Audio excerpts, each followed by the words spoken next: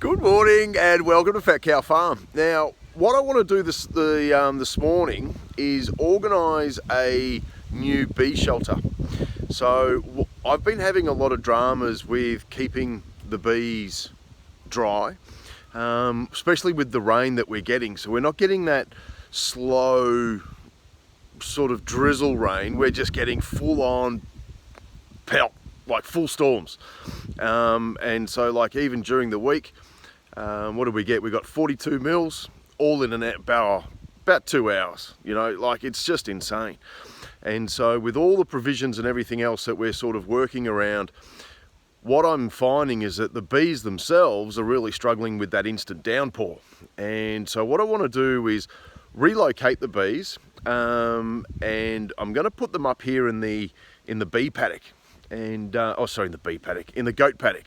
And so I found a spot where we're going to get lots of sun, and we're protected by the west. So you can see behind me here, we've got a bit of a natural forest running through there. And so in front of me now is east. And so basically what I wanted to do is get that morning sun happening. And I've got an opening here where I get like full on sun till around about 1 o'clock. And then thereafter, it then turns into more of a shaded sort of spot. And this area here is really sort of out of the way. And so what I wanted to do was, I've been looking online, and in Europe what they do is, for those large rain events and snow and things like that, they build like a little shelter over the hives. So that's what I want to sort of start getting squared away. And then what I'll do is I'll have a little roof on it, and I'll think that what I'll do is at that point capture some of that rain for the bees, for drinking water. But behind me here, just behind the trailer here, I've got a seep. And so there's lots and lots of water there behind me for those summer months. But what I'll do is, you know, you can see as I turn around, where that gate is just behind me now, that's basically due east. And so we've got lots of clearance here that we can then get up this little shelter. And you can see that range behind me, and it's about here where that direct sunlight will stop. So then that's the afternoon sun. So I'm thinking that to myself that this is going to be a very, very good area. I do have just a cattle fence in front of me, so I'm going to come a few meters back, and at least that way the bees have then got a direct flight out into the forest, and pick up everything else.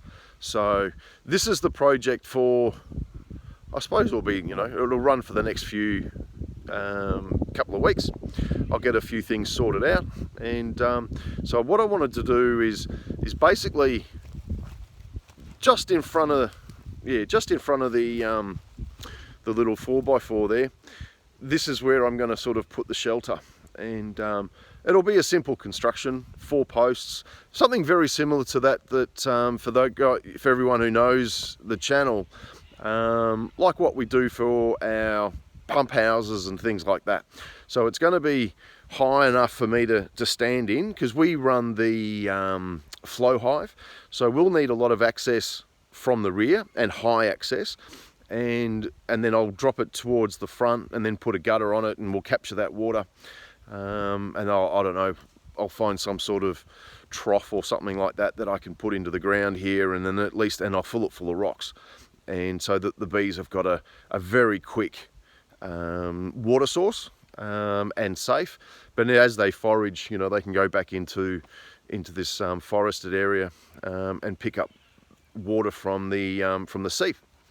All right, so this is sort of the plan of what we've got going on, and then we can go from there. Because my poor bees, they're just struggling, just absolutely struggling, and I've got to give them a better crack. And you know, I look around to all the hives in the area, and they put them into forested areas over winter, but where mine are at the moment, it's a little bit open, and I don't think they're getting enough of that winter sun.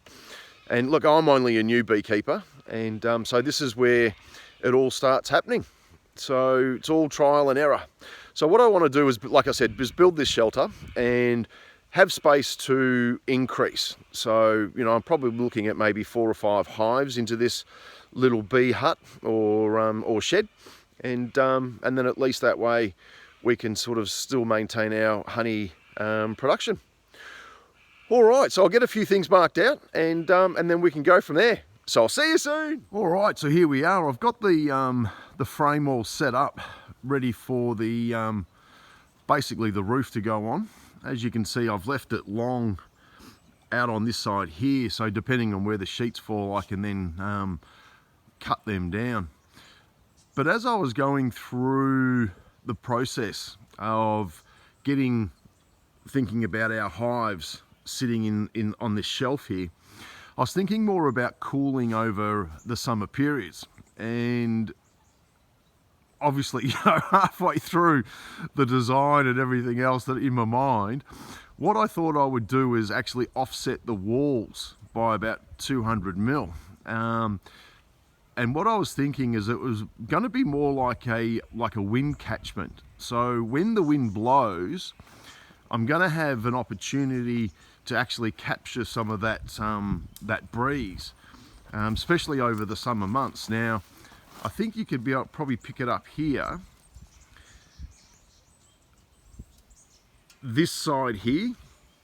So what I've done is I've made the sort of, well, what are we looking at? Sort of southeast side, 200 mil offset to this side here.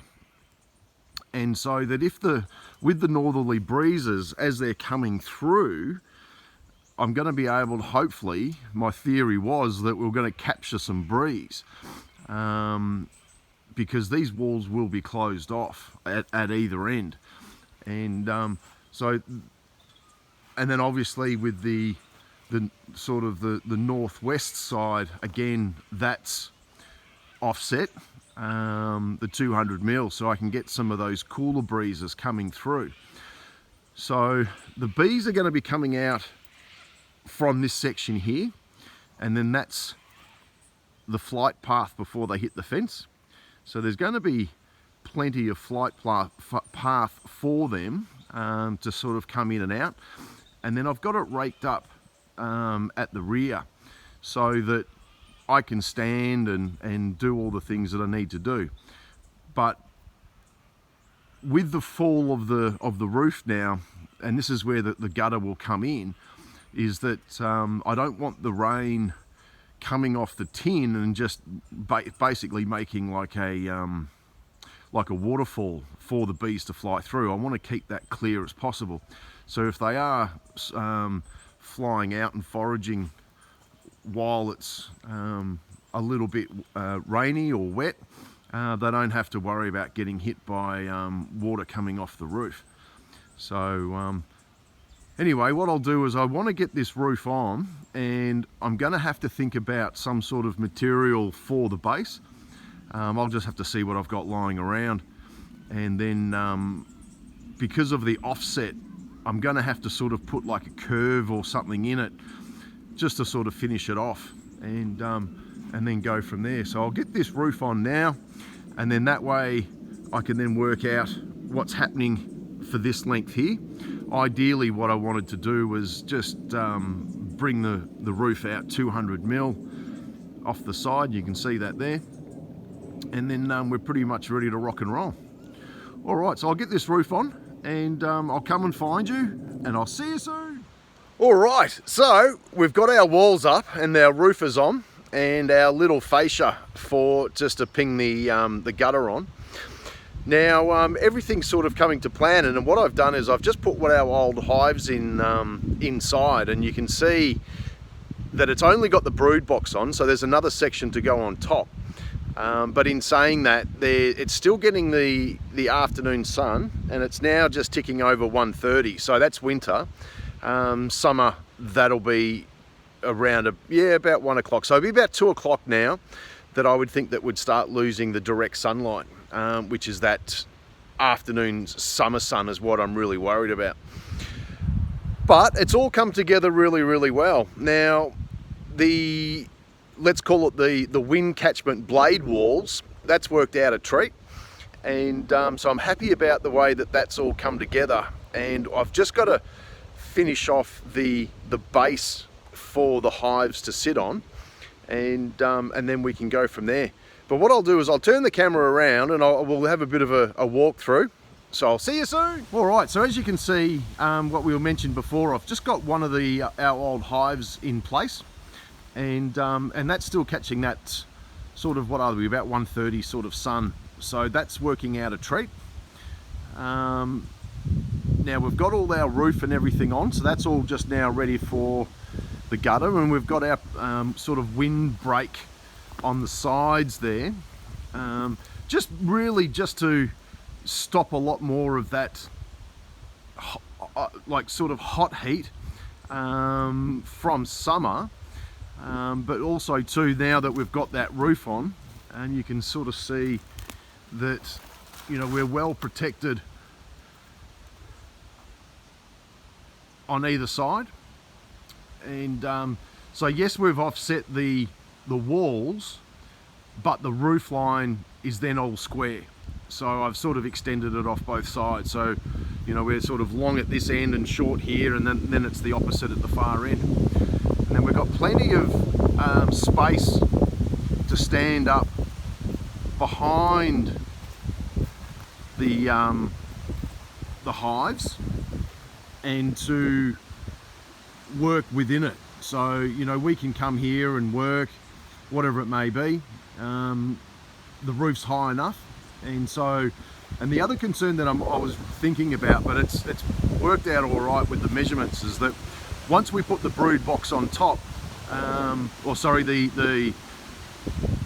the honey system on top of the brood box, the super, there's still a plenty of space above, so that if we need to feed or whatever it may be, we can just lift off that the little roof there, and then we can feed in over the top for winter. So it's worked out really quite well. I'm impressed. So what I'll need to do is I've just got to source some more of these little boards for the base, and then I'm going to put that cut on a curve. So I'll find a conduit or something that I can then flex, and then I'll just get the little saw out, and we'll cut those all on a curve. So that's all ready to rock and roll. But there you go. So we now have our shelter for the bees for this rain. So one by one, what I'll start doing is bringing up the hives, and because I've got to shut them down at night and then bring them up, and sort of just go through a relocation process, and then we can go from there. All right, so a few more things to get squared away. I've got to go find that bit of guttering and some downpipes and a few other bits and pieces, and just so that we don't have that torrent of rain coming over the front of the flight path for the bees, and then we're ready to rock and roll. All right, so what I might do is I might just post that on another video, the finish, and then we're ready to go from there. All right, so for all about, probably being a bit pedantic, but looking after your bees, trying to keep them dry as much as you possibly can, and we'll have our 4 hives sitting in there. Like and subscribe to part 1. I'll see you soon.